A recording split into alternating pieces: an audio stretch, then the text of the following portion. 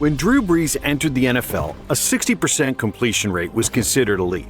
By the time he retired, that bar had been raised to 70% because of him. He also The guy literally owned the record book for accuracy, clocked 7 seasons over 70%, and set the single-season bar at a ridiculous 74.4%. While everyone else was drooling over rocket arms and 60-yard bombs, Brees mastered something way deadlier, the art of slicing defenses apart like a surgeon. We are talking 80,000 passing yards, a Super Bowl ring that brought a city back to life, and a whole generation of quarterbacks sweating to keep up with the bar he raised. But somehow, even with that resume, Brees still gets ghosted when people talk about the greatest of all time. So what gives?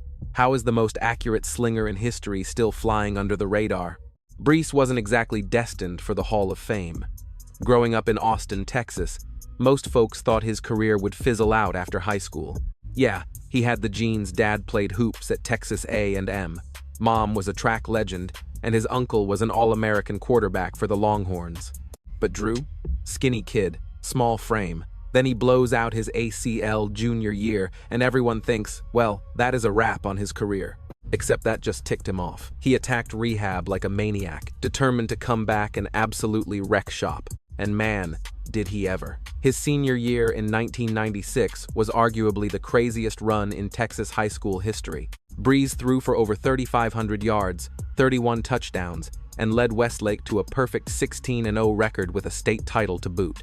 He was torching defenses with 63% accuracy and beating future pros left and right, yet college scouts? Crickets. 6 feet tall is short for a quarterback. No cannon arm, no size. Scouts took one look and said, nah, low ceiling. Even after winning Texas 5A Offensive Player of the Year, his dream schools Texas and A&M left him on red. End of the day, only 2 schools bothered offering him a spot, Purdue and Kentucky. He picked Purdue for the grades, not the glory. Little did they know, he was about to flip the Big Ten upside down. Rookie year, bench warmer. Sophomore year, Coach Joe Tiller hands him the keys to this wild spread offense they called basketball on grass. And the second Drew took the snap, it was game over. Second season in, he ties an NCAA record with 55 completions against Wisconsin and chucks the ball 83 times in one game. That record stood for 15 years.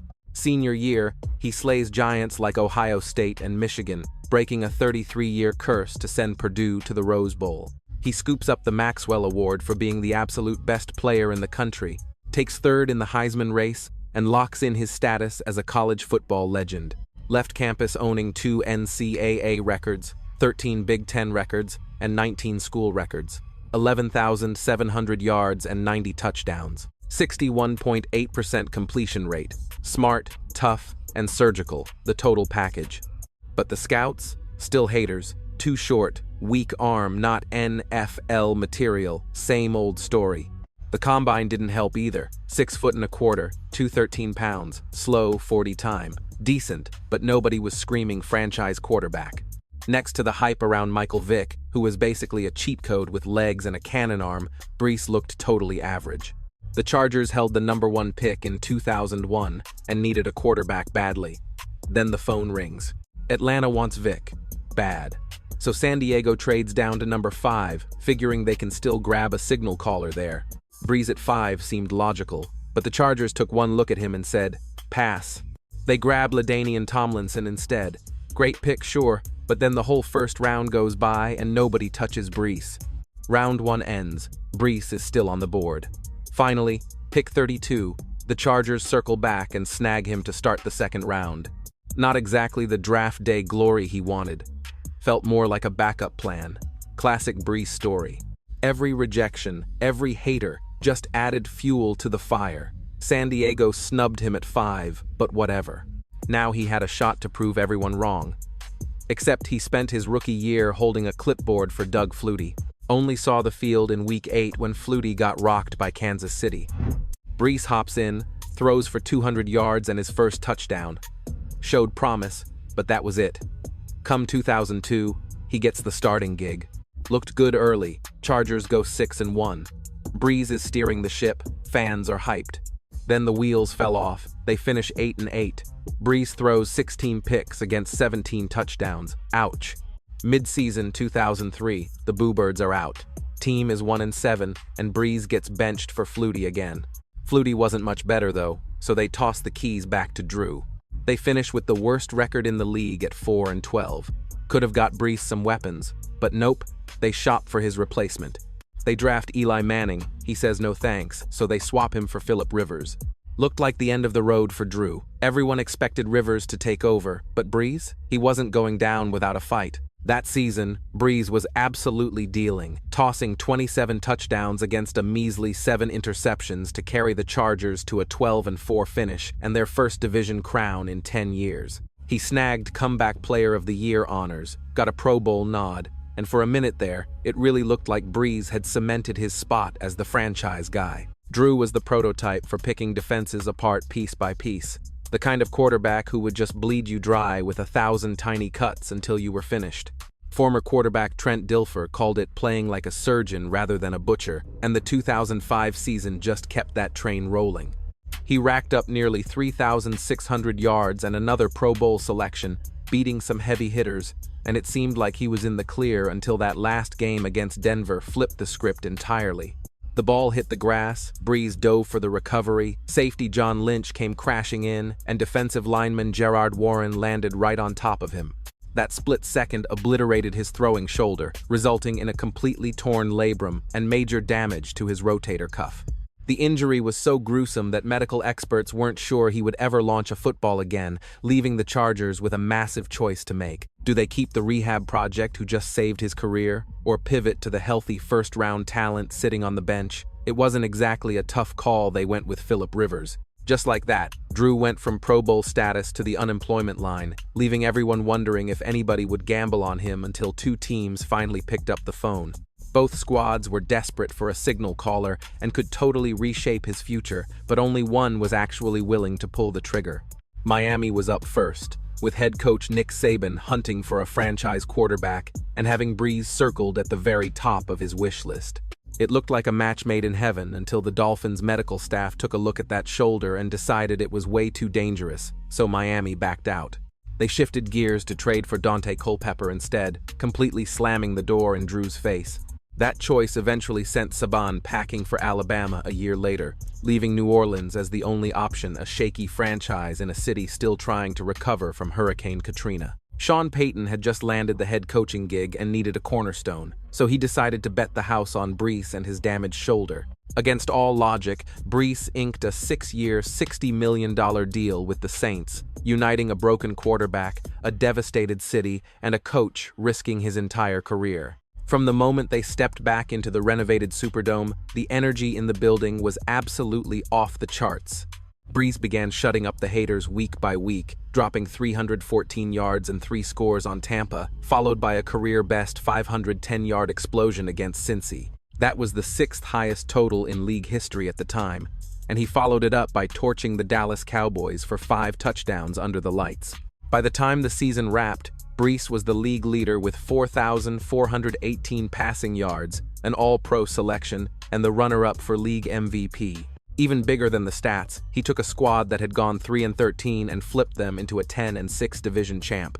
In his playoff debut for the Saints, Brees engineered a wild victory over the Eagles to punch their ticket to the franchise's first-ever NFC Championship game.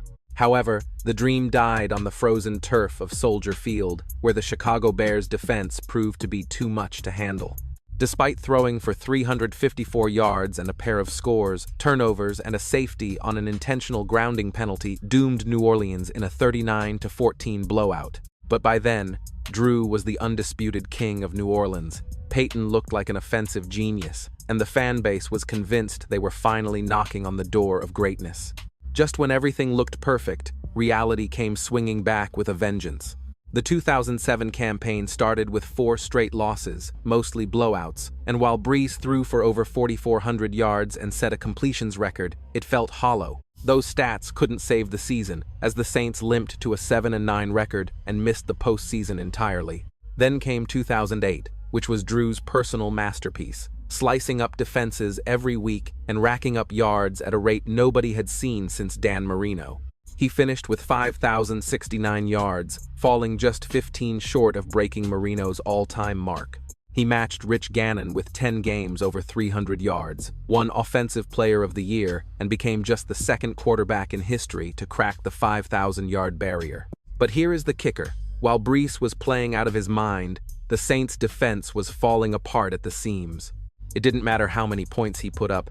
They couldn't stop anyone, leading to another 8-8 finish, though those seasons proved one thing for sure. Brees wasn't just recovered, he was playing the best ball of his life, and beneath the frustration, a storm was gathering in New Orleans. In 2009, the city and their quarterback went supernova, starting with Brees tossing 6 touchdowns against Detroit in the opener. He threw 3 more to crush the Eagles the next week, and by week 6 against the undefeated Giants, Brees was simply untouchable. He went 23 for 30 with 4 touchdowns and posted a nearly flawless passer rating. Even when they got punched in the mouth, like falling behind 24-3 in Miami, they clawed their way back to keep the winning streak alive. They rolled through Atlanta and Carolina. Then Brees completely dissected a Bill Belichick defense with 5 touchdowns for a perfect rating, pushing the Saints to 13-0 by December. The Superdome wasn't just loud, it was literally vibrating, fueled by a city that had completely embraced the squad, and the players rode that wave. Yeah, they dropped the last 2 games, but since they had already clinched the #1 seed in the NFC, nobody was losing sleep over it. New Orleans had never witnessed a powerhouse like this before, and it arrived exactly when the people needed a reason to hope. The regular season was a fairy tale, but everybody knows legends aren't made in the fall for Drew and the Saints. The real judgment day was in January. The Arizona Cardinals came to town for the divisional round fresh off a crazy win, but from the very first snap, New Orleans let them know this wasn't going to be a fair fight. Well, definitely not a fun day for the Cards. Brees went into full surgeon mode, slicing up their defense for 3 touchdowns as the Saints dropped a 45-point burger on Arizona. Then came the NFC Championship showdown against Brett Favre and the Minnesota Vikings. Pure chaos on every snap, turnovers, bone-crushing hits, and momentum swinging faster than a pendulum. Favre was getting beaten like a piñata but refused to stay down, dragging the Vikings along. Brees, cool as ice, clapping back with 3 touchdown strikes of his own. Late in the 4th, tied game, the Vikings had the kill shot lined up. They were in field goal range when Favre rolled out, trying to force one last hero play. Big mistake. He threw across his body right into the breadbasket of Saints corner Tracy Porter. Overtime hits. Garrett Hartley drills a 40-yarder, and suddenly, the impossible was reality. The New Orleans Saints were punching their ticket to the Super Bowl to face Peyton Manning and the Colts. On paper, it looked like a mismatch. The shiny, playoff-proven Colts versus a franchise that had literally never been to the big dance before. The Saints fell behind early, but Sean Payton had an ace up his sleeve. A move so gutsy it belongs in the history books of crazy gambles. To start the second half, ambush. He calls for an onside kick. The risk factor? Off the charts. Mess that up, and Manning gets a short field. But the Saints nailed it, stole the possession, flipped the momentum, and Drew Brees went to work. He connected on 32 of 39 passes, tying a Super Bowl record. Late 4th quarter, Lombardi Trophy within reach, he fired a missile to Jeremy Shockey to put New Orleans on top. Then came the history maker. Tracy Porter jumped Manning's route, took it to the house for a pick-6, and slammed the door shut. The Saints were kings of the world, and Drew Brees was the MVP. But the score didn't tell the whole story. Just 4 years after Hurricane Katrina wrecked the city, there was Brees on the podium, confetti falling, holding his baby boy in one arm and the Lombardi in the other, way bigger than football. It was about resurrection for a city and a quarterback everyone had written off. But Brees, he was just getting warmed up. Heading into the 2010 season, the Saints had a massive target on their backs. No longer the cute underdogs, they were the ones to beat. And Brees had to prove that ring wasn't just a lucky fluke. And man, did he deliver. 7 games with over 300 yards, a 6-game win streak, and another solid 11-win season. But the playoffs sent him to Seattle. What should have been a cakewalk against a 7-9 team turned into a nightmare fueled by the beast quake. Brees tossed for over 400 yards, keeping the Saints breathing until the final seconds. But Marshawn Lynch went into tank mode and ended their season. Then came 2011, and Brees decided to play football on a different difficulty setting. By mid-season, he was speed-running records, becoming the first QB ever to crack 4,000 yards in just 12 games. Come December, the inevitable happened. Dan Marino's 27-year-old record got dusted. When the smoke cleared, Brees had racked up 5,476 yards, 46 touchdowns, and an absurd 71.2% completion rate. Those are video game numbers that forced the entire league to rethink what great actually looks like. You could line up every QB in the league, have them throw the same routes, and you'd instantly see Brees is just operating on a different frequency with his placement.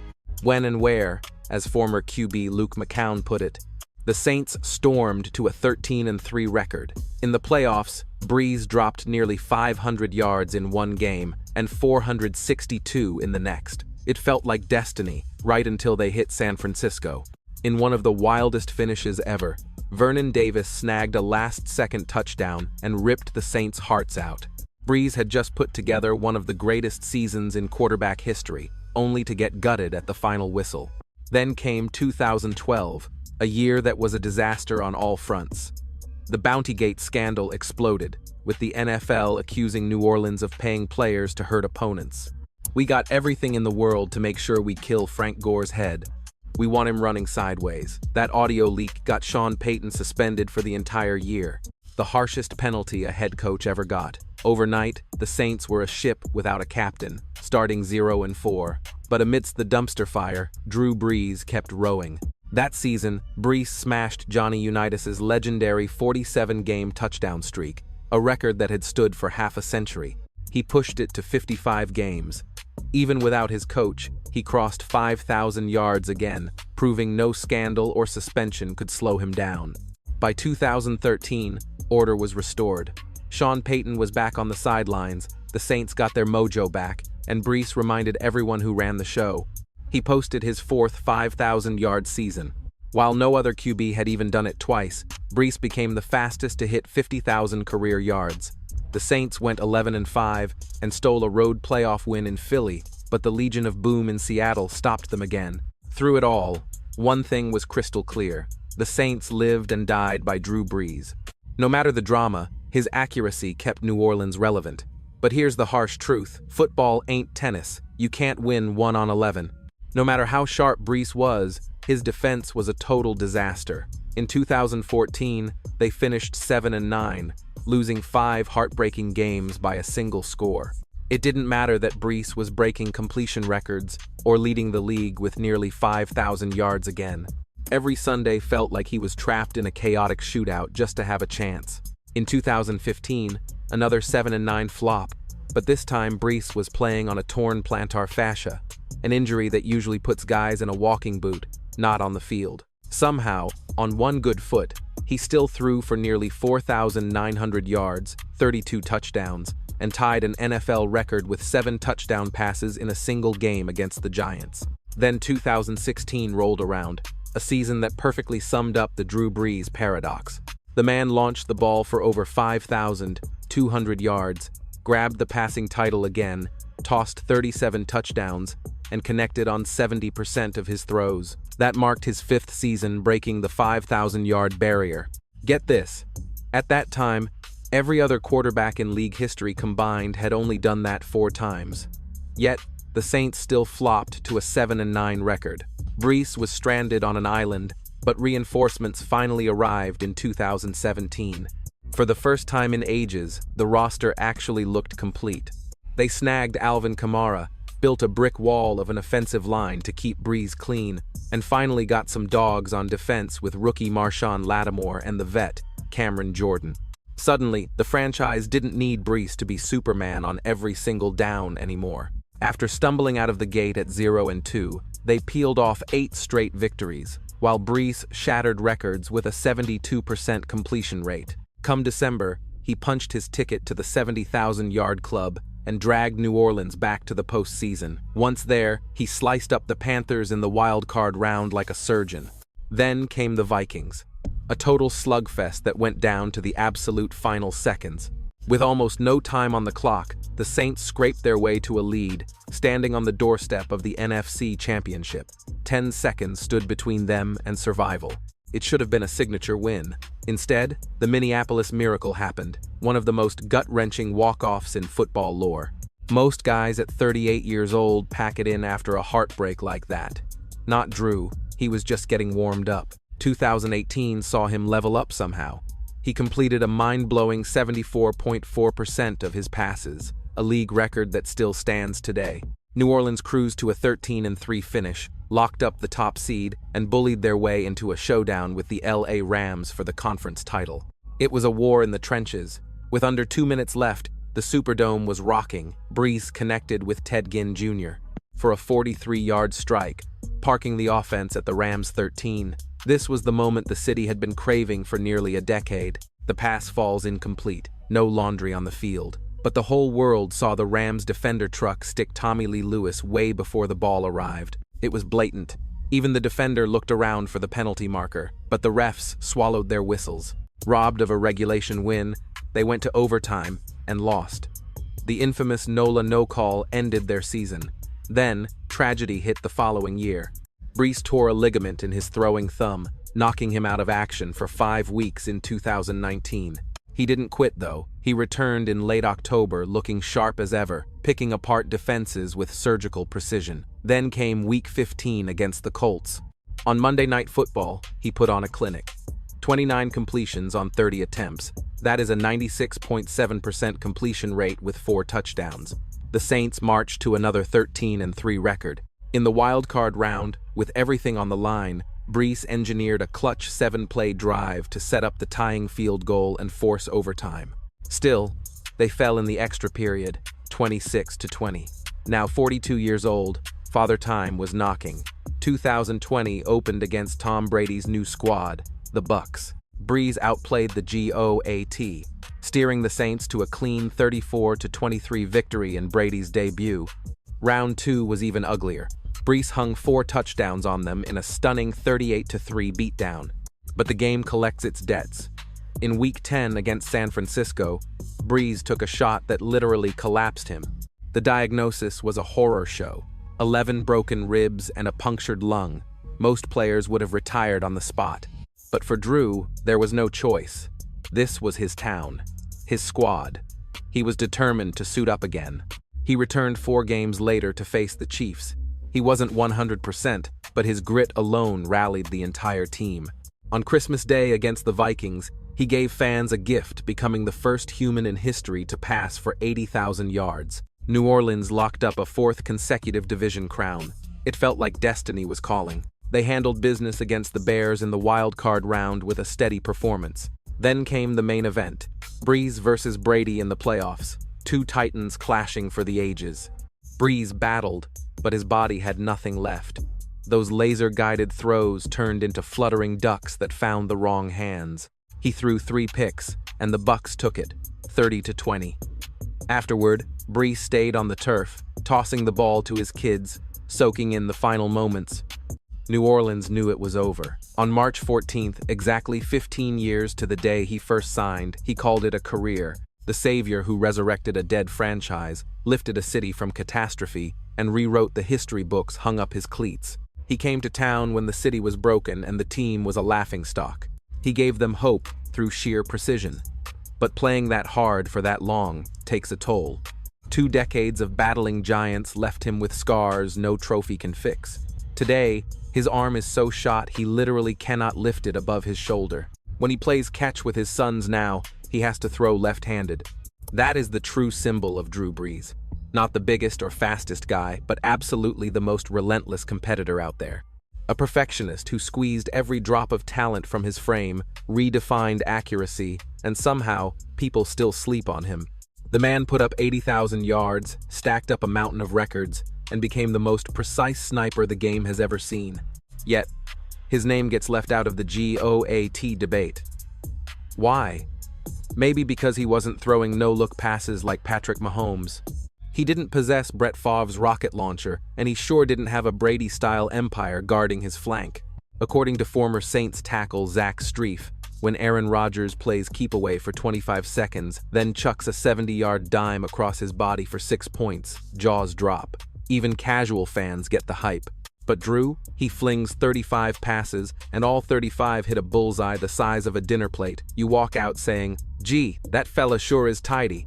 You aren't leaving the dome shouting, "That human is a mutant." But let's be real, the guy is 100% a football mutant. He just doesn't have the glitter and glam. That is the whole ironic twist with Brees.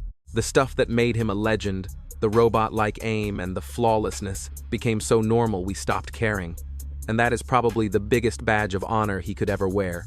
If you dug this story, stick around with NFL Facts, hit subscribe, and binge some of our other cool stuff right here.